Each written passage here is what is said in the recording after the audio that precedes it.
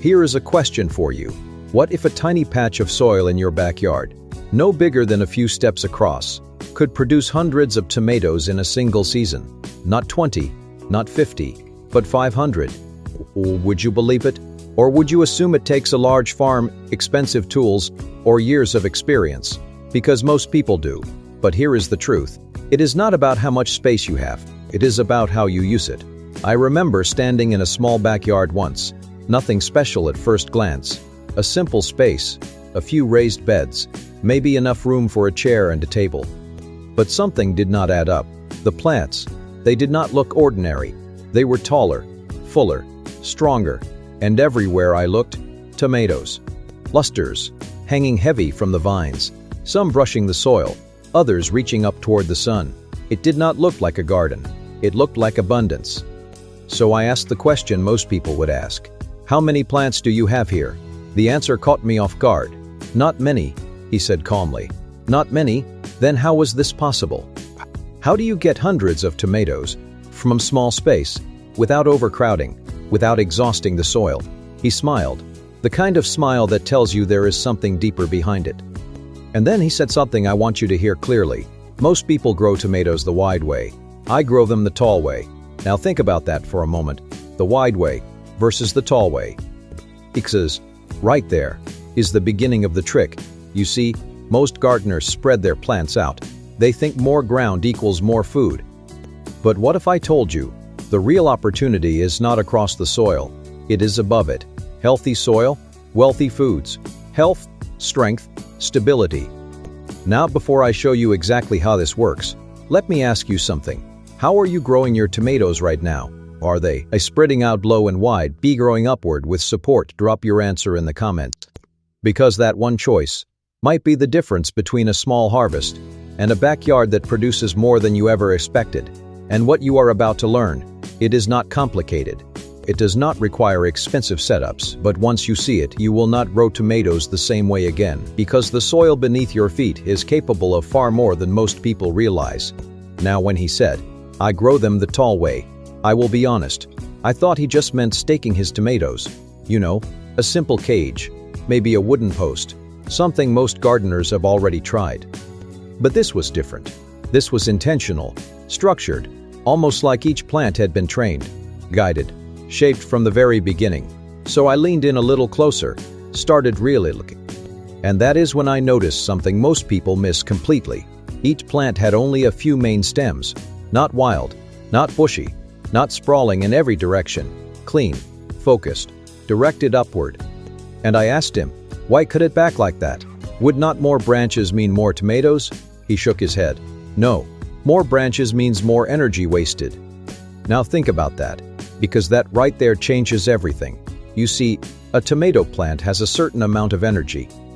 And every extra branch, every unnecessary leaf, every sucker growing between stems, it all pulls from that same energy source. So instead of producing fruit, the plant gets busy growing itself. More leaves, more stems, more chaos, but not more tomatoes. That is the mistake most people are making. They let the plant do whatever it wants, and then they wonder why the harvest is small. With this method, it is different. You guide the plant. You remove the suckers, the small shoots that grow between the main stem and branches. You limit the plant to a few strong leaders. And then, you train it upward, using string, stakes, or a vertical line system. Now instead of spreading wide, the plant climbs, reaches, focuses its energy. And here is what happens next. Bigger clusters, more consistent fruiting, healthier airflow, less disease, and most importantly, more tomatoes per square foot. That is how a small space starts producing like a large one. Because you are no longer wasting space, you are multiplying it. Let me ask you something. Have you ever removed suckers from your tomato plants before? Or do you usually let them grow naturally? Be honest. Drop it in the comments. Because this one habit alone can dramatically change your results. And here is where it connects back to something deeper. When you combine this vertical method with healthy soil, now you have got something powerful. Because the soil feeds the plant, but the structure directs the growth. And when those two work together, that is when abundance starts to show up. Healthy soil quietly produces wealth. Now we are just getting into it. Because there is another layer to this trick that most people overlook, and without it, even the best pruning and vertical growing will not reach its full potential. And once you understand this next piece, you will start seeing your tomato plants as something completely different. Not just plants, but producers. Now here is the part most people never see. Even if they stake their plants, even if they prune the suckers, even if they grow upward, they still do not reach that level of production, not even close. And the reason is simple: they are feeding the plant, but they are not feeding the soil. Let me ask you something. When you plant your tomatoes, what are you really relying on? Is it a fertilizer to push growth? B, living soil to sustain growth? Because that answer changes everything. You see, tomatoes are heavy feeders. They demand a lot of nutrients, a lot of support, a lot of biological activity beneath the surface, and if the soil is weak, the plant can only do so much, no matter how well you train it. But when the soil is alive, now you have got something different. Now the plant is not just surviving, it is thriving. I remember digging my hand into that soil. It was not hard, it was not dry, it was soft, full of life, the kind of soil that holds moisture, that breathes, that smells rich. That is not an accident. That is built.